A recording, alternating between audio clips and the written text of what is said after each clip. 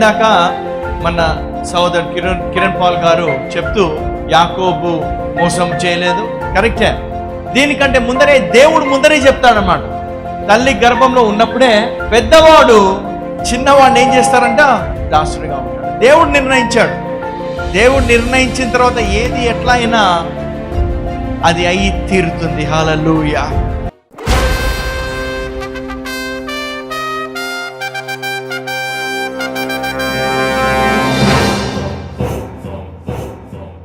మరి దైవ సేవకులు కిరణ్ పాల్ గారిని ప్రేమతో ఆహ్వానిస్తూ ఉన్నాను.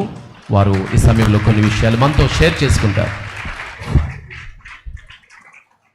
అందరికీ వందనాలు. దేవుడు మీ అందరికీ తోడై ఉండునుగాక. ఆమేన్. ఈ సభ జయకరంగా జరుగుతుంది, క్రమంగా జరుగుతుంది, మర్యాదగా జరుగుతుంది. దేవుని ప్రసన్నత, దేవుని సన్నిధి ఇక్కడ ఉంది. ఆమేన్. అంత మాత్రమే కాకుండా దేవుని దాసులు, దేవుని ఆత్మచేత నింపబడినటువంటి దైవజనులు మన మధ్యలో ఉన్నారు. వారు ఉంటుండగా తప్పకుండా దేవుడు తన దూతగనులను ఇక్కడ నింపి పెడతాడు. దేవునికి స్తోత్రం కలుగునుగాక. ఈరోజు నా జన్మదినం మాత్రమే కాదు, గుడివాడలో WCM మినిస్ట్రీస్ని స్థాపించి 9 సంవత్సరాలు పురస్కరించుకుంటున్నాం. 9th యానివర్సరీ సెలబ్రేషన్స్తో మనం ఇక్కడ గడుపుతున్నాం. ప్రతి సంవత్సరం 3 పుస్తకాలు విడుదల చేయడం జరుగుతూ వచ్చింది. మధ్యలో కరోనా వల్ల 2 సంవత్సరాలు పుస్తకాలను విడుదల చేయలేకపోయాం. జూలై మాసంలో అనిల్ గారు మన మధ్యలోనికి రావలసి ఉండింది. కొన్ని అనివార్య కారణాల వల్ల ఆ డేట్ మనం సంపాదించుకోలేకపోయాం. ఈ పుస్తకాలను గురించి నేను ఒక మాట చెప్పి ముగిస్తాను. దాదాపుగా ఇప్పుడు ఈ 2 పుస్తకాలతో కలిపి 15 పుస్తకాలు మనకు అందుబాటులో ఉన్నాయి. వీటిని 12 భాషల్లోనికి తర్జుమా చేయిస్తున్నాం. 12 భాషల్లోనికి వీటిని తర్జుమా చేయిస్తున్నాం. ప్రస్తుతం ఇంగ్లీష్ మరియు హిందీ భాషల్లోకి ఇవి సిద్ధపడుతున్నాయి. ప్రభు చిత్తమైతే ఈ సంవత్సరం మధ్యలోనే ఆ 2 భాషల్లో కూడా గ్రంథాలను అందుబాటులోకి తీసుకొస్తాం. అమెజాన్లో కూడా అందుబాటులోకి వస్తుంది. నెట్ త్రూ మీరు వాటిని సంపాదించుకోవచ్చు కూడా. ఇకపోతే లోకంలో ఇంత జ్ఞానం ఉంటుండగా, ఇంతమంది పండితులు ఉంటుండగా, ఈ చిన్నవాడు రాసిన గ్రంథాల్లో ఉన్న ప్రత్యేకత ఏమిటి? ఎంతోమంది మహానుభావులు దేవునితో చెయ్యి పట్టి నడిచిన అనుభవం కలిగిన భక్తుల మధ్యలో, ఎన్నో వందల వేల పుస్తకాల మధ్యలో నా పుస్తకాలు ఎందుకు, అందులో లేని గొప్పతనం ఇందులో ఏముంది అనే ప్రశ్నలు ఎప్పటికైనా మనకు కలగవచ్చు. మనకు కలగకపోయినా కలిగించేవాడు ఒకడు ఉంటాడు. అనవసరమైన ప్రశ్నలు కలిగించేవాడు ఒకడు, వాడి పేరు ఆలోచన చెరిపేవాడు.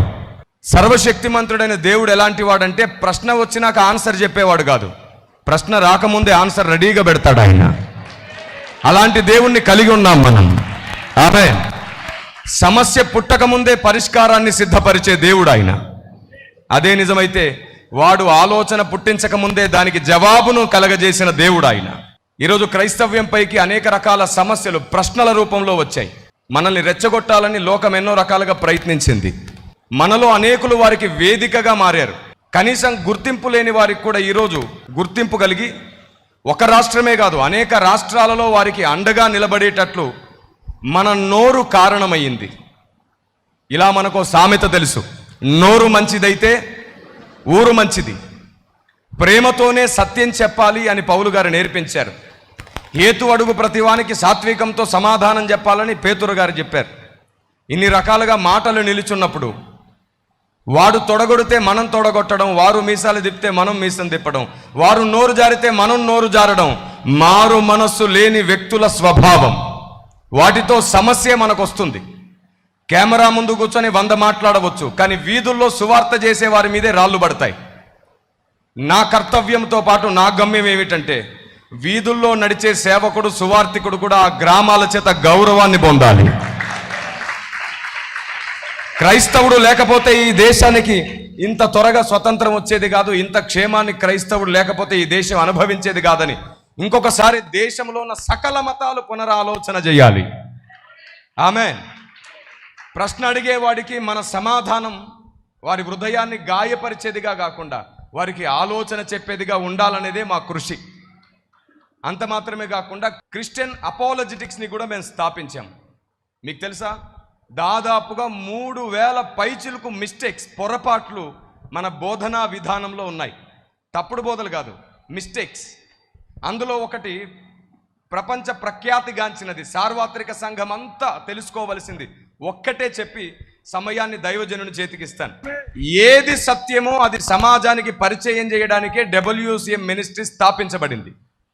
అయితే సత్యం ప్రతి మినిస్ట్రీలో ఉంది, ప్రతి చర్చిలో ఉంది, ప్రతి సేవకుని బోధలో ఉంది. ఇంకా గట్టిగా చెప్పాలంటే ప్రతి మతంలో కూడా ఒక సత్యం ఉంది. లేనిది సర్వసత్యమే లేదు, సంపూర్ణ సత్యమే లేదు. దేవుడు ఒక్కడే అనే సత్యాన్ని నమ్మే మతాలు ఉన్నాయి, దేవుడు ఆత్మ అని నమ్మే మతాలు కూడా ఉన్నాయి. ఇలా ఒక్కొక్క మతంలో ఒక్కొక్క సత్యం ఉంది, ఒక్కొక్క మినిస్ట్రీలో ఒక్కొక్క సత్యం ఉంది. ఆ సత్యములన్నిటినీ ఒకచోట పోగేసి మనమందరము ఒకే హృదయము నుండి పుట్టిన వారమని ఇంకొకసారి ప్రపంచానికి పెద్ద శబ్దముతో మోగించడానికే ప్రవక్త బూర శబ్దాన్ని వినిపిస్తుంది WCM మినిస్ట్రీస్. అందుకే నేను ఎప్పుడు అంటాను, సత్యము గెలవడం కాదు, సర్వసత్యము గెలవాలి. అందుకే సర్వసత్యమేవ జయతే. దేవునికి స్తోత్రం కలుగునుగాక. ఒక్క సత్యము కాదు, దేవుడు ఎన్ని సత్యములు ఈ భూమి మీద పెట్టాడో అన్ని సత్యములు గెలవాలి. అందుకు ప్రతి సేవకుడు ఒక్కటవ్వాలి. సేవకులు ఫెలోషిప్లో కలుస్తున్నారు, కానీ సేవకుల మనస్సులు గలవట్లేదు.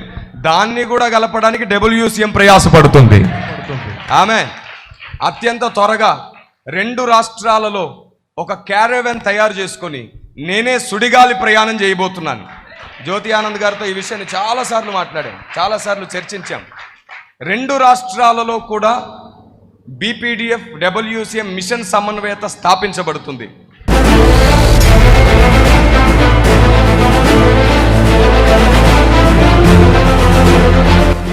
రెండు రాష్ట్రాలలో ఉన్న దాదాపు 4000 పైచిలుకు సేవకులతో నేను ఇప్పుడు ఆల్రెడీ జతపడి ఉన్నాను. 2 రాష్ట్రాలు మేము సుడిగాలి ప్రయాణం చేయబోతున్నాం. ఎవరికి ఫుడ్ విషయంలో, బెడ్ విషయంలో కూడా ఎవరిని ఇబ్బంది పెట్టకుండా నేనే ఓ క్యారవెన్ తయారు చేసుకోబోతున్నాను. మతాల పెద్దలతో చర్చలు అందులోనే జరుగుతాయి, కులాల నివారణకు అందులోనే ప్రస్థానం జరుగుతుంది. సంఘాలలో కుల కట్నాల చేదు విత్తనాలను పెకలించే పోరాటం కూడా జరుగుతుంది. ఈనాటి సమాజానికి సువార్త ఎలా చెప్పాలో నేర్పించడానికి సేవకుల అవగాహన సదస్సులు కూడా జరుగుతాయి. ఆమేన్. ఫైనల్గా ఒక్కటి చెప్తాను, మనలో ఉన్న మిస్టేక్స్ ఎలా ఉన్నాయో, మనం గ్రంథానికి ఎంత దూరంగా ఉన్నామో తెలిస్తే ఈ పుస్తకాల్లో నేను ఏం రాశానో కూడా మీకు చిన్న ఐడియా వస్తుంది కదా. యాకోబు ఎలాంటి వాడు అని అడిగితే అందరు చెప్పే మాట ఏమిటి? మోసగాడు. కానీ ఒక WCM ప్రకటిస్తుంది, యాకోబు మోసగాడని బైబిల్లో లేదు. యాకోబు మోసగాడని బైబిల్ ప్రకటించలేదు. యాకోబు అనే పదానికి అర్థం చెప్పబడిందే కానీ యాకోబు ఎవరిని ఎప్పుడు బైబిల్లో మోసం చేయలేదు. అంత మాట అన్నారేంటి కిరణ్ పాల్ గారు అని మీరు ఇప్పుడు నా మీద కోపానికి వస్తారు. కానీ ఒకటి మాత్రం చెప్పాలి, 3 విషయంలో యాకోబు మీద నేరస్థాపన ఉంది. 1, తండ్రిని మోసం చేశాడు. 2, అన్నను మోసం చేశాడు. 3, మామను మోసం చేశాడు. ఈ 3 అబద్ధమే. అన్నయ్యను మోసం చేయలేదు యాకోబు. యాకోబు తన వంట తాను చేసుకుంటుంటే ఆయన వచ్చాడు, బాబు నాకు ఆ వంట కావాలి, ఆకలితో ఉన్నానంటే వెంటనే యాకోబు మాట అన్నాడు. తల్లి నేర్పించింది యాకోబుకి ఏమిటో తెలుసా? బాబు, వెండి బంగారాల కంటే, ఆస్తిపాస్తుల కంటే సర్వోన్నతుడైన దేవుడు ఏ వంశాన్ని వాడుకుంటాడో అంతకంటే గొప్ప దీవెన లేదు. అది జ్యేష్ఠులలో నుండే వస్తుందని దేవుడు చెప్పాడు. నువ్వు జ్యేష్ఠుడవ్వాలి, జ్యేష్ఠత్వాన్ని సంపాదించుకోవాలి, నువ్వు దేవునికి వేదికగా మారాలని తల్లి యాకోబుకు నేర్పించింది. వెంటనే ఏమడిగాడో తెలుసా? ఆయన డబ్బు అడగలేదు, బంగారం అడగలేదు, ఆస్తిపాస్తులు అడగలేదు, నీ వాట నాకు ఇవ్వను అనలేదు. ఒక్కటే మాట అన్నాడు, జ్యేష్ఠత్వం ఇస్తావా అని అడిగాడు. అవును, బలవంతంగా లాక్కున్నాడు యాకోబు. అగ్రిమెంట్ త్రూ ఇష్టంగా జరిగింది అది. ఏసావు ఇష్టపడి ఇచ్చాడు కదా, నేను చావబోతున్నాను, నాకెందుకు జ్యేష్ఠత్వం అని ఇచ్చేశాడు. ఇప్పుడు మోసపోయాడా, మోసగించాడా, అగ్రిమెంట్ జరిగిందా? మరి యాకోబుని ఎలా మోసగాడన్నారు?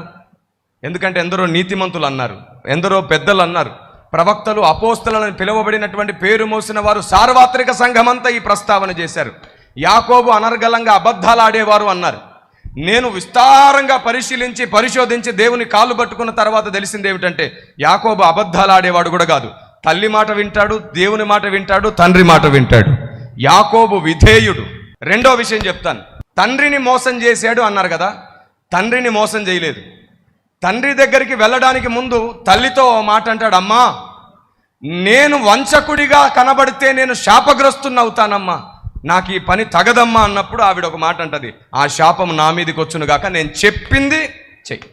తల్లి చెప్పింది చేశాడా, ప్లాన్ చేసి యాకోబే చేశాడా? ఏమండి? మొదటి విషయం, తల్లి చెప్పింది చేశాడు.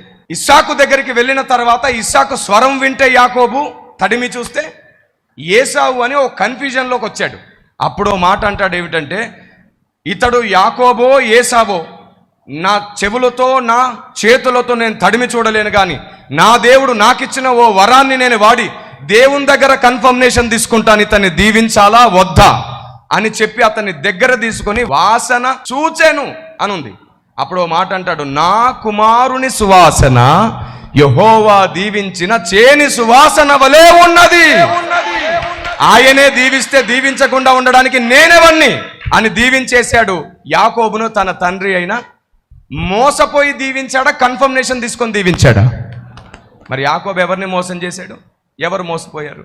థర్డ్ వన్, మామను మోసం చేశాడు. ఇదే చివరిది, ఇది చెప్పి నేను సమయం ఇచ్చేస్తాను.